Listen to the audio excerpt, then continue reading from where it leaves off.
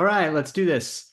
This is Elliot, and this is your GRE question of the day. Today, we're taking a look at this quant comparison example. So first, let's just remember this is the type of question where we're presented these two quantities, A and B, and it's our job to determine which one is greater, whether maybe they're equal, or if we don't have enough information to decide. So go ahead and give it a shot. Pause me, see what's familiar about it. That's always our first step. If you feel confident, go all the way through solving it and picking an answer, and then you can unpause me and we'll walk through it together. All right, so this particular quant comparison, first thing we see is some information presented above the two quantities. Just remember, we've got to keep that information in mind. We've got to make sure that it's true the whole time that we're working on the question.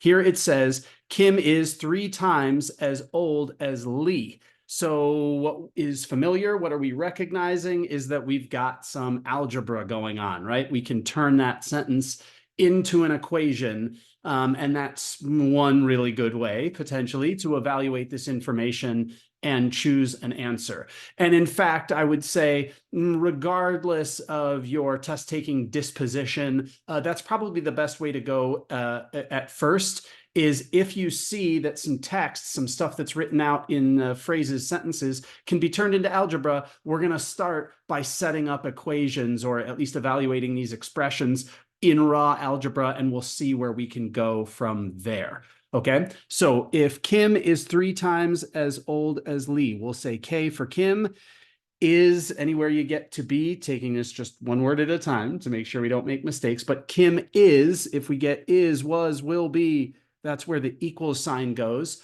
3 times means we're going to multiply 3 by something, as old as Lee. So we're going to multiply that 3 by L for Lee's age. Okay, so we basically have K equals 3L, K and L representing their ages right now, today, when that person wrote that sentence, right?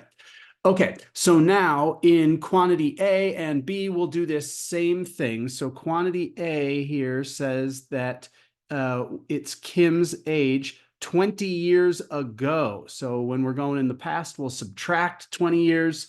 And quantity B is Lee's age in 12 years. So 12 years in the future, meaning we're going to be adding 12. Okay, so one great way to do this is to say, let's just set them equal to each other, quantities A and B, and see, once we simplify, what we are able to deduce. Okay, it won't take a whole lot of time. And for some of us anyway, that's going to be all of the work. All right, we'll see how that works in just a sec. What we don't need to do, or we don't want to do, is proceed with 2 different variables. Is more complicated than when we need. So let's take a really important opportunity to recognize that the information presented above the quantities, our K equals 3L equation, allows us to substitute out. So instead of writing K minus 20, I'm going to write 3L minus 20 is now what's in quantity A. And let's just say for now, right, we don't know if this is true. That's going to be part of the logic here. But to keep our steps of algebra as simple as they can be, and our thinking about this as simple as it can be for now, the strategy is to set them equal to one another.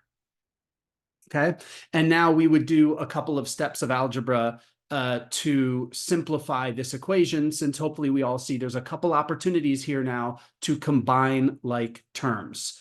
So first, I'm going to subtract this L from both sides and say that it's 2L minus 20, and we're going to have just 12, positive 12, left on that side. And now, since I have a minus 20, I'm going to add 20 and say that 2L equals 32. I got to add the, let me clean that up. Almost made a mistake there, folks. We got to add 20 to both sides, of course. So this is going to be 32, right? 12 with the 20 added. And now we can divide, since we're multiplying by that 2, we'll divide by 2 and be left with L equals 16. All right, fair enough. No, nothing too crazy. If you've practiced a little bit of isolating variables. Why am I doing this? Because what I can now see is, if the quantities are equal, right? We set them equal to each other. That would be true when L is equal to 16. Is L equal to 16?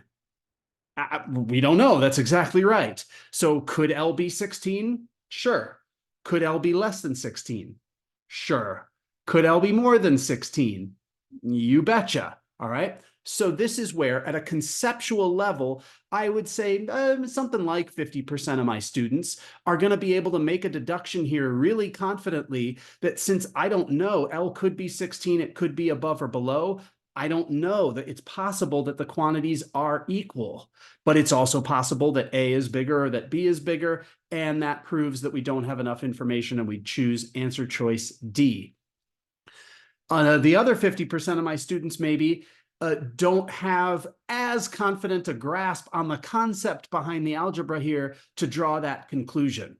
So with just an extra maybe 30 seconds, there's not going to be a whole lot of math. There is an alternative approach that we can apply here that will help us prove it. Okay, so let's remember, I recommend for everybody that you would walk through these steps. We're still less than 60 seconds into working on this. We're maybe at about 45, 50 seconds of working on this, saying that we've got this L equals 16 is going to make A and B equal to one another.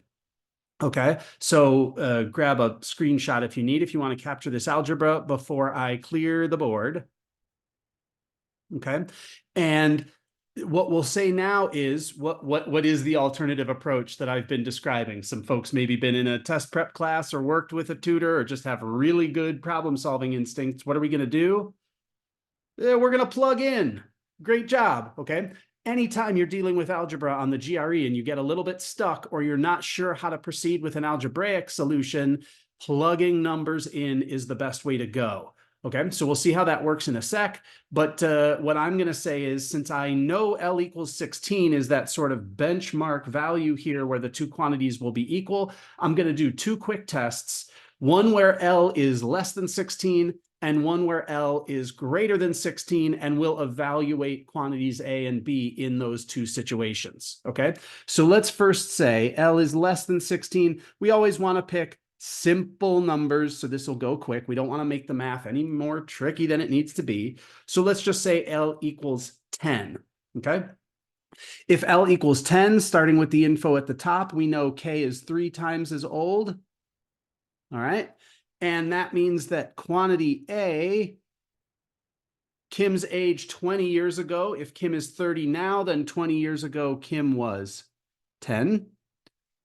And quantity B, if Lee is 10 years old, then in 12 years, Lee is going to be 22. Okay. And in this situation, we can clearly see that quantity B is bigger. All right. So now let's try it one more time. Quick pause for anyone who's not following why we're doing this. We now have a use case here. We have an example where quantity B is bigger. We're going to do a second example going over that 16 that we solved for a second ago where we think they would be equal, where if L is greater than 16, our hunch now should be that we're going to get a different result. If we do get a different result, we will prove that we don't have enough information to be sure, and we'll choose answer choice D. If we get the same result again, we would be more confident in this case that quantity B really is bigger no matter what example we use. Okay? So let's jump over the 16, go greater than 16 with L, but still keep our numbers pretty simple. I'm going to go to 20. And if Lee is 20, K is 3 times as old is our first fact. So K is now 20 times 3 makes 60. And now my quantity A is Kim's age 20 years ago. Kim is 60. So 20 years ago, Kim was 40. And my quantity B, Lee is 20 in this example. So in another 12 years, Lee will be 32. And now clearly we see quantity A is bigger. Right? This is the magic of plugging in. You will almost certainly want to plug in on at least a few of the quant comparison questions that you see on test A, because now it much more concrete, 100% of my students, and hopefully you too, are feeling good that we've got one example where quantity B is bigger, one example where quantity A is bigger, and that proves that we don't know. The relationship cannot be completely determined from the information given. Answer choice D is correct. Seem fair? If you still have questions or you're just looking for some more help, I hope you'll reach out to me, message at Herson Test Prep on Instagram. And until we meet again, we'll be back next week with some super fun verbal. I wish you happy studying.